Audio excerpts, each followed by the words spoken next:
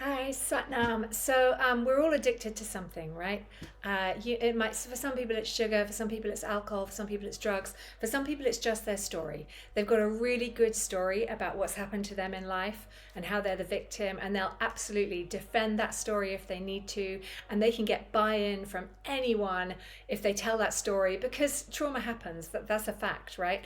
But it's how long we're willing to kind of sit with that trauma and hold on to our story, because then that directs the flow of our life and everything we can attract, and also our health and the way we create disease as a result of whatever story we're holding ourselves in, because that calcifies within us. So what we're going to do today is this addiction meditation.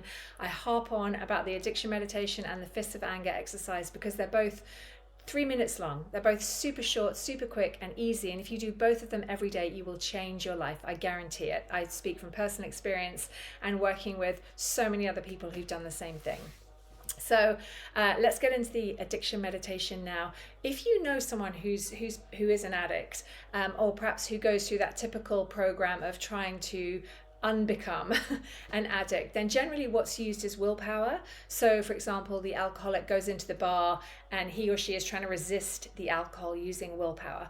What the addiction meditation does is remove the memory of why you wanted the substance, person, story in the first place. So it really kind of wipes the slate clean. You're working with the subconscious mind with this, so it's way more powerful than other things that I've found, and it's super effective, and it's so subtle in the way it works that you may not even notice it at first, and then a week later, 2 weeks down the line, you suddenly realize that you're not doing the thing, you're not craving the thing, you're not texting the person, because you've moved beyond that. So here's how we do it. We take our hands up here and we're going to press our fingers into those kind of mounds underneath them, and then you're going to take your thumbs and then you're going to press them on the temples here, and then you're going to squeeze your back molars, upper and lower back molars, together. It's kind of a weird movement, and as you do it, just wiggle your thumbs until you find the place where every time you squeeze your molars together, then you can feel those bones of the temple moving. And we're just going to hold that and breathe in and out for 3 minutes. Okay, so let's tune in really quickly. Ong Namo Gurudev Namo, Ong Namo Gurudev Namo, Ong Namo Gurudev Namo. That mantra just connects us to ourselves, to our higher consciousness. Okay, so again, the mantra is Sa, Ta, Na, Ma. Every time we're squeezing the back molars, we're mentally vibrating Sa, Ta, Na, Ma with that squeeze. And that mantra is basically kind of cleansing your energy. Just think of it that way. It's kind of the essence of you. That's what it means, the truth of you. So you're holding the posture here, squeezing the back molars as you're mentally vibrating, mentally saying Sa, Ta, Na, Ma. The spine is nice and straight. You can be sitting however you're sitting. Kundalini doesn't care.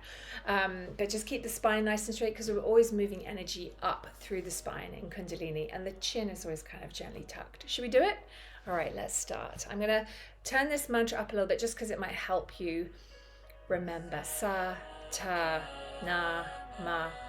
But I probably will be annoying and talk over it. Okay, let's go. So sit up nice and straight, tuck the fingers in, thumbs on the temples, gently squeeze the molars together at the back of the mouth, mentally vibrate Sa, Ta, Na, Ma.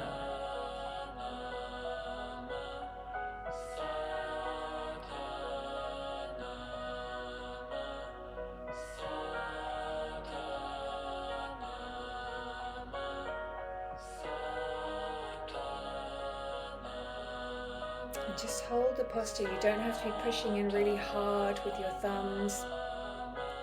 Try and keep the elbows at least kind of parallel to the floor. Don't let it all kind of hunch in. Just breathe, pulse the molars together, mentally vibrate Sa, Ta, Na, Ma.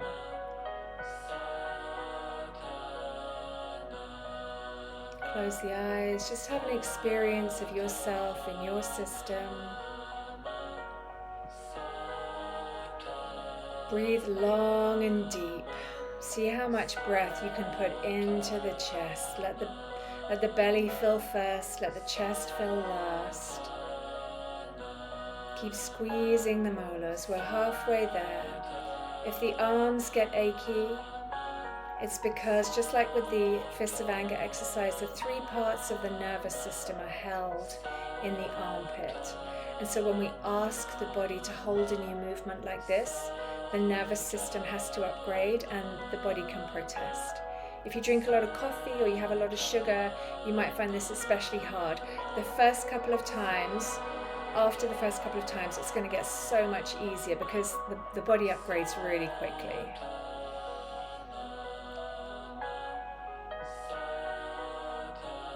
Keep squeezing those back molars together, mentally vibrating.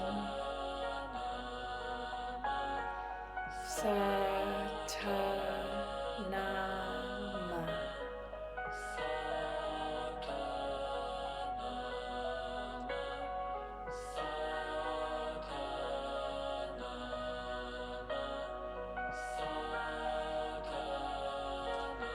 Keep breathing, don't hold the breath.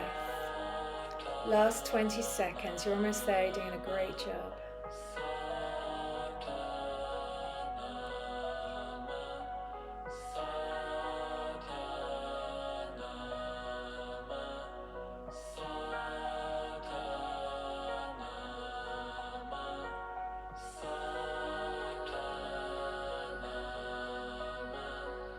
Inhale.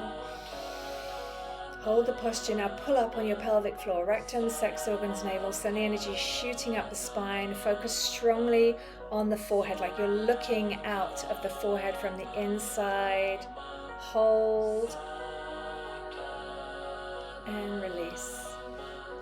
That is such a great gift to give yourself, just to disconnect from old thought forms that aren't serving you, that you no longer want in your life, and really give your nervous system the chance to upgrade and hold a lot more positivity. So give it a go.